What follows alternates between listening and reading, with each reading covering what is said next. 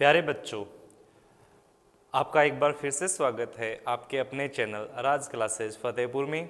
मैं हूं आपका राज सर। आज आपके लिए लेकर आया हूं 10.3 प्रश्नावली। इससे पूर्व हम 10.1 और 2 पढ़ चुके हैं। उससे रिलेटेड कोई क्वेरी हो तो मेरे नंबर दिए गए हैं डिस्क्रिप्शन में, उससे संपर्क कर सकते हैं। व्हाट्सएप से, इंस्टाग्राम पर भी मेरे को फॉलो कर सकते हैं।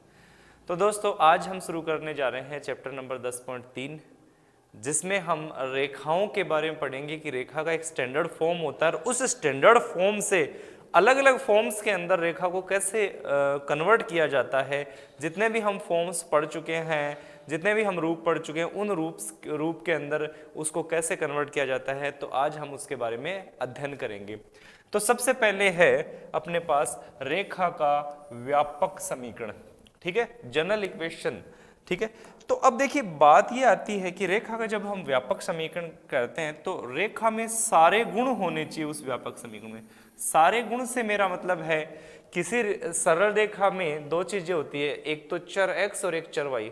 स्टैंडर्ड फॉर्मेट हो तो जरूरी नहीं कि दोनों चर हो, लेकिन मैं ले रहा हूं एक मानक समीकरण। तो मानक समीकरण में सभी चीजें उपलब्ध होनी चाहिए। तो दो चर होंगे, एक x और दूसरा y। तीसरी चीज होगी एक कांस्टेंट होगा, वो होगा c। एक्स वाई के गुणा में कांस्टेंट है वो अलग बात है, लेकिन अलग से कांस्टेंट होगा c। तो एक किसी भी इक्वेशन का एक स्टैंडर्ड फॉर्मेट होता है ax plus B Y plus सी बराबर 0, ठीक है। तो इस रूप में अगर कोई हो तो उसे हम स्टैंडर्ड फॉर्मेट कहा जाता है। एक बात और ध्यान देनी है कि ए बी जो होते हैं वो दोनों एक साथ शून्य नहीं होंगे, क्योंकि अगर एक साथ शून्य हो जाएंगे तो एक्स वाई के कोफिशिएंट नहीं रहेंगे, तो इसलिए वो इक्वेशन नहीं बनेगी। तो इस प्रकार की जो इक्वेशन होती है वो स्टैंडर्ड इक्वेशन होती है। अब इस इक्वेशंस के बारे में, अब इस इक्वेशंस को हम अलग अलग इक्वेशंस में बदलना सीखेंगे। हम बदलना सीखेंगे इसको ढाल अंतःखंड रूप में बदलना सीखेंगे, हम सीखेंगे इसको केवल अंतःखंड रूप में बदलना सीखेंगे, ठीक है। तो अलग अलग फॉर्मेट के अंदर हम इसको बदलना सीखेंगे। तो शुरू करते हैं। सबसे पहला है ढाल अंतःखंड रूप, ठीक है।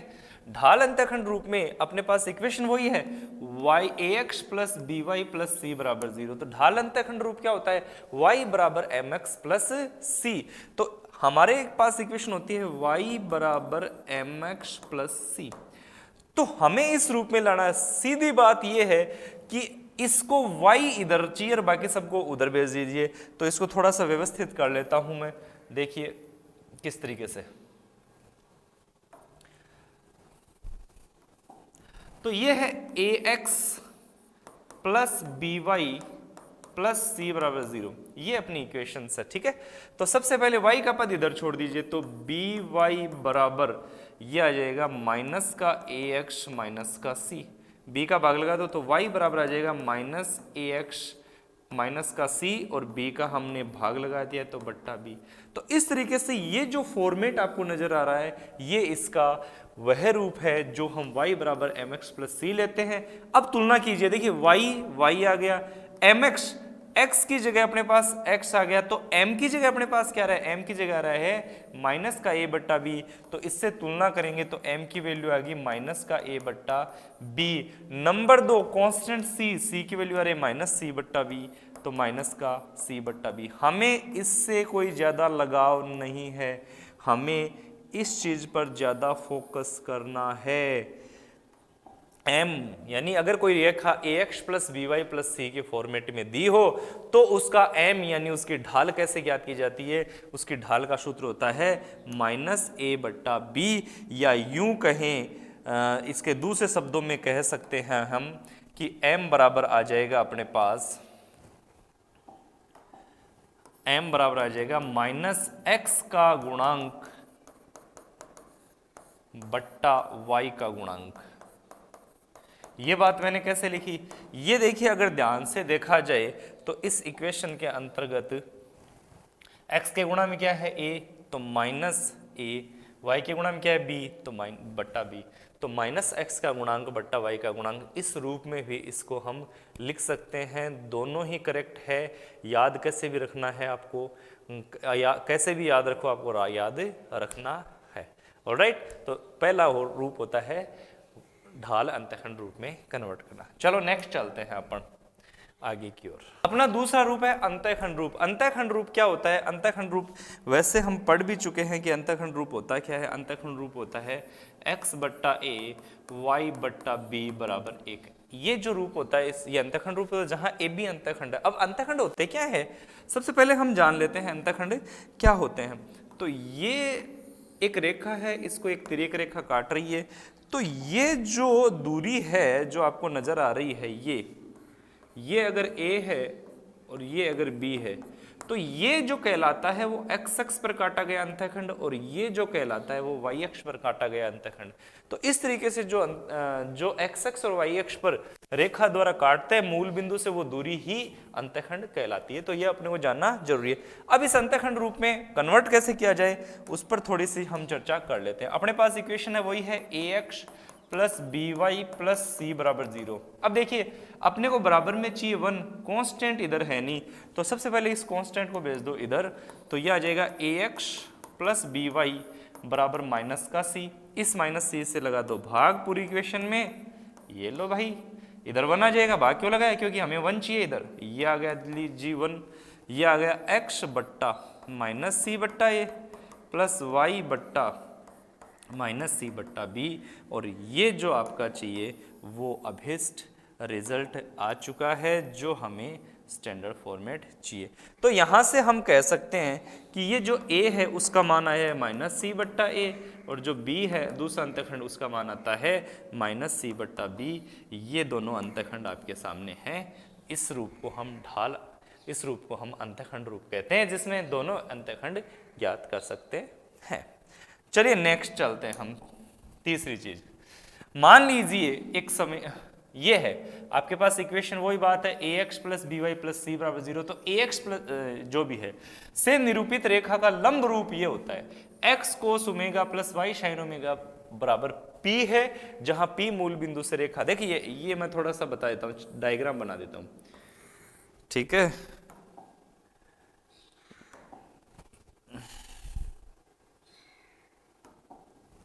ये इस पर रेखा काट रही है, ठीक है। ये अपने पास आ गया मूल बिंदु से, डाल देते हैं इस पर लंब, ये लंब डाल दिया मूल बिंदु से, ठीक है। तो ये जो है वो 90 डिग्री आ गया, ठीक है। इस लंब की लंबाई है p और ये जो कोण बना रहा है वो ओमेगा कोण बना रहा है। तो इस प्रकार कोई इक्वेशन बनती है तो उसका इक्वेशन होता है x कोस omega plus y sine omega बराबर p। ये कैसे आता है ये हम प्रूव कर चुके हैं। अब हमें इस रूप में कन्वर्ट करना है।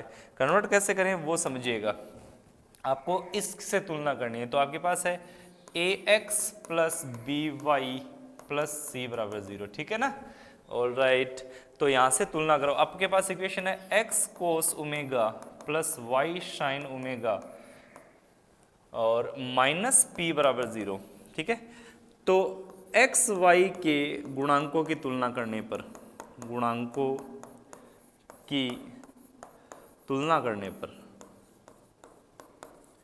जैसे ही गुणांकों की तुलना करेंगे तो यह आ जाएगा a बट्टा कोस ओमेगा बराबर b बट्टा साइन ओमेगा बराबर c बट्टा माइनस p। एक्चुअल में होता क्या है, होता यह है जब दो इक्वेशन एक ही इक्वेशन को रिप्रेजेंट करती है, हम कहते हैं दोनों इक्वेशन एक ही है, तो उसके जो x y और के गुणांक होते हैं वो कांस्टेंट होते हैं, उनका अनुपातिक मान हमेशा इक्वल आता है। अब देखिए एक नियम हम यूज कर रहे हैं, एक नियम पढ़ा है हमने कि x अपॉन a बराबर हो y अपॉन b, तो हम लिख सकते हैं x प्लस वाई बट्टा a प्लस बी। इसे हम बोलते हैं योगानुपात। हम यहाँ योगानुपात नहीं कर रहे हैं, हम एक दूसरा अनुपात यूज कर रहे हैं। दूसरी कंडीशन ये है, अगर आपको दिया गया हो कि x अपॉन a बराबर y अपॉन b, तो आप लिख सकते हो x square plus y square बट्टा a square plus b square. अब चूंकि स्क्वायर किया है तो अंडर रूट करना है, तो ये भी योगानुपात का ही एक पार्ट होता है, ठीक है। आप कोई भी एग्जाम्पल लेके देख सकते हैं, ये लागू होगा, ठीक है। तो आप इस चीज को अलग से ध्यान रखिए, नोट कर लीजिए, जिससे आपको कभी कंफ्यूजन नहीं हो। तो ये चीज यहां काम में लेते हैं हम, तो ये आ जाएगा a बट्टा कोस ओमेगा बराबर b बट्टा साइन ओमेगा। इसको लिख सकते हो आप a square plus b square बट्टा cos square omega plus sine square omega. ये इसी के बराबर आएगा और ये अंडर रूट, ये अंडर रूट, तो भाई ये आ जाएगा under root a square plus b square बट्टा 1। ठीक है, ये आ गया। अब इसको तो कंपेयर कर लो, ये यही मान है सी बट्टा माइनस पी के बराबर। तो यहां से जब हम तुलना करेंगे तो ए बट्टा कोस ओमेगा का मान क्या आएगा, ए बट्टा कोस ओमेगा, ये इसके इक्वल है। तो यह आ जाएगा under root of a square plus b square बट्टा 1। कोस ओमेगा इधर, ए स्क्वायर, इसको प्लस माइनस लिख सकते हो आप। ठीक है, तो यह आ जाएगा कोस ओमेगा बराबर ए बट्टा plus minus under root a square plus b square, या यूं कह सकते हो कोस ओमेगा बराबर प्लस माइनस ऊपर लिख सकते हो ए बट्टा under root a square plus b square. ये अपने पास आ गया कोस ओमेगा का मान जब हम इनको कंपेयर करते हैं तब। इसी प्रकार आप साइन ओमेगा का मान लिख सकते हो, साइन ओमेगा। तो साइन ओमेगा और कोस ओमेगा में फर्क कितना है, साइन ओमेगा और कोस ओमेगा में इतना ही फर्क है, इसमें ऊपर क्या है, b है। तो यहाँ आ जाएगा प्लस माइनस b बट्टा under root a square plus b square. ये दूसरा मान आपके पास आ चुका है साइन ओमेगा का। अब है p का मान ज्ञात करना। ये देखिए c बट्टा माइनस p का मान ये है। ठीक है, थोड़ा सा इसको ऊपर ले लेते हैं। तो आपके पास है c बट्टा माइनस पी बराबर under root plus minus a square plus b square. p इधर, ये इधर, तो यह आ जाएगा p बराबर माइनस सी बट्टा plus minus under root a square plus b square. तो यहाँ से p का मान आ जाएगा माइनस प्लस सी बट्टा under root a square plus b square. ये आ गया आपके पास p का मान, जो तीसरा मान है। विशेष बात आप ध्यान रखें, अगर इसके लिए आप माइनस चिन्ह प्रयोग कर रहे हैं तो इन दोनों के लिए प्लस प्रयोग करेंगे, इसके लिए प्लस प्रयोग कर रहे हैं तो इन दोनों के माइनस। अब प्लस माइनस किस तरीके से पता चलेगा, आपको ये विशेष ध्यान में रहना हो चाहिए कि ये जो मान है हमेशा धनात्मक होगा। P का मान हमेशा धनात्मक होगा। इसके लिए चाहे आपको C को माइनस में लेना पड़े चाहे प्लस में लेना पड़े, P का मान हमेशा प्लस में आएगा। तो पहला टारगेट आपको P का मान प्लस में करना है, उसके आधार पर हम आगे क्वेश्चंस देखेंगे। ठीक है, इस चीज का ध्यान विशेष रूप से रखना है। ठीक है ना, चलो नेक्स्ट। अब इस पर एक उदाहरण ले लेते हैं जिससे आप समझ भी पाओ कि एक्चुअल में करना क्या है। मान लीजिए आपके पास x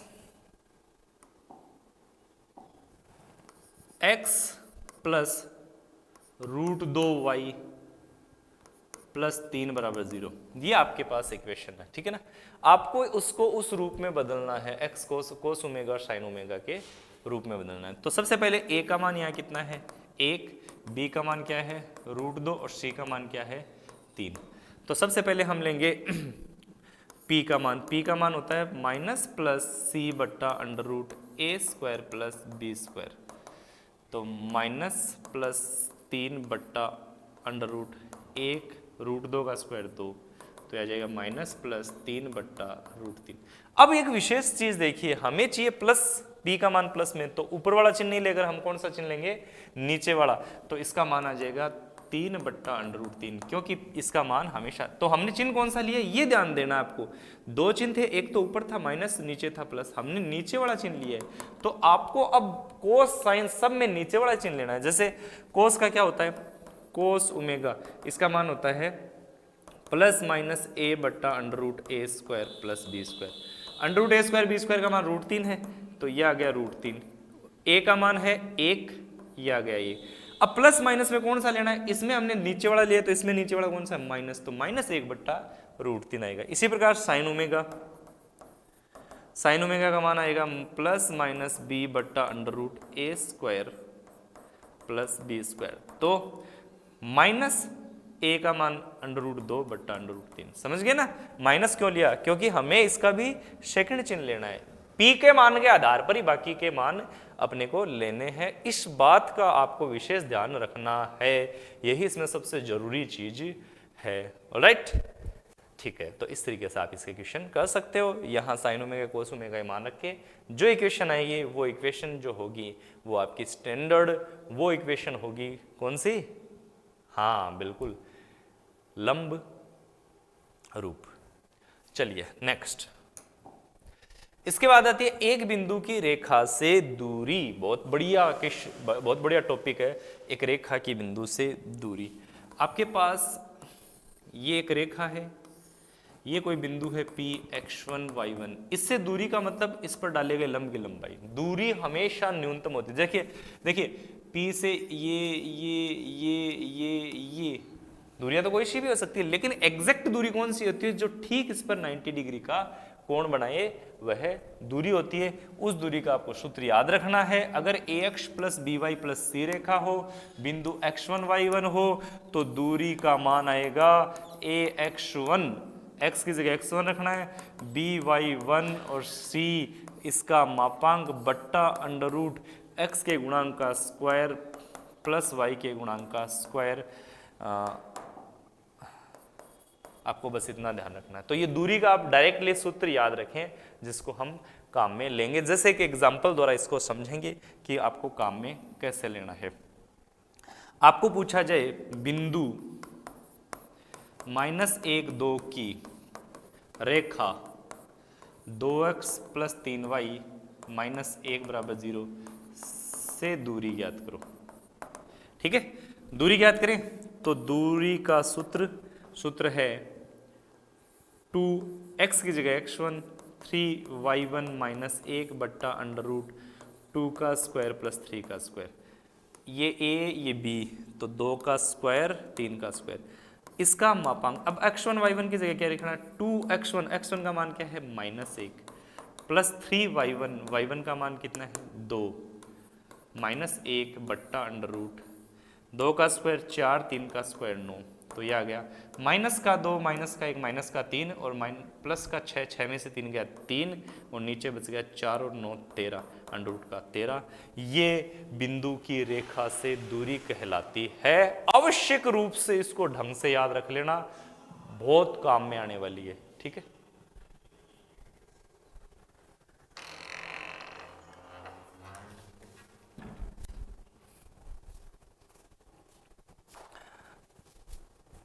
नेक्स्ट, दो समांतर रेखाएं y बराबर mx और y बराबर mx2 है। सीधा काम है, दूरी सूत्र लगा दो, d बराबर c1 में से c2 घटा दो, बाकी चीजें इक्वल हो। जैसे m दोनों में सेम रहेगा, c1 c2 अलग है। समांतर रेखाओं की ढाल इक्वल रहती है, केवल कांस्टेंट बदलता है।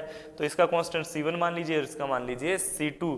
तो c1 माइनस c2 बट्टा under root 1 plus m square याद रख लीजिए, मेमोराइज कर लीजिए, काम में आएगा। ठीक है, दूसरा d का मान अगर रेखा इस फॉर्मेट में हो, अगर रेखा इस फॉर्मेट में हो तो 1 प्लस एम स्क्वायर चेंज हो जाएगा, बाकी सूत्र ये करेगा c1 माइनस c2 बट्टा under root a square plus b square. ये इतना चेंज हो जाएगा, बाकी कोई भी चेंजेस इसमें नहीं आएंगे। ठीक है, इसके बारे में और डिटेल बाद में करेंगे, पहले इसको समझेंगे किस तरीके से इस क्वेश्चंस को हल किया जाता है, कैसे दो रेखाओं के बीच की दूरी ज्ञात की जाती है। जैसे दो रेखाओं के बीच की दूरी ज्ञात करते हैं, मान लीजिए आपके पास रेखा है 2x प्लस 3y प्लस 7 बराबर 0, दूसरी रेखा है 4x प्लस 6y प्लस -2 बराबर 0। देखिए कई बार ऐसी कंडीशन आ जाती है, आपको लगेगा नहीं कि ये समांतर रेखा है, यहाँ आपको लगेगा 2 है, यहाँ जबकि 4 है, यहाँ 3 है, यहाँ 6 है। तो ऐसी कंडीशन आ जाए, लेकिन आपको पता चले कि अगर किसी विशेष संख्या का भाग लगाने से या विशेष संख्या से गुणा करने पर ये दोनों गुणांक इक्वल आ जाए तो भी वह समांतर रेखा ही है। मान लीजिए इसमें 2 का भाग लगाएं तो 2 2 2 2, तो यह आ जाएगा 2x प्लस 3y माइनस 1 बराबर 0 बन गया दोनों। तो दोनों समांतर रेखाएं हैं। समांतर रेखाएं जिसमें a का मान तो 2 है, b का मान 3 है और c1 का मान 7 है और c2 का मान -1 है। तो दूरी सूत्र लगा दीजिए, दूरी सूत्र आ जाएगा c1 माइनस c2 बट्टा under root a square plus b square. तो आगे बढ़ाते हैं क्वेश्चन को, तो यह आ जाएगा c1 यानी 7 माइनस c2 यानी -1 बट्टा अंडर रूट ए स्क्वायर 2 का स्क्वायर प्लस 3 का स्क्वायर, 7 माइनस माइनस प्लस ये हो गया 8 बट्टा 2 दूनी 4, 4 और 9 13, तो 8 बट्टा अंडर रूट 13 इन दोनों के बीच की दूरी होगी। तो ये है अपना टॉपिक टॉपिक है रेखाओं के स्टैंडर्ड फॉर्मेट को दूसरे फॉर्मेट में बदलना। करें जिस कैसा लगा आपको टॉपिक, लाइक करें, साथ में सब्सक्राइब करें और अपने दोस्तों के साथ शेयर करें जिससे अधिकतम बच्चों को लाभ मिल सके। Thank you.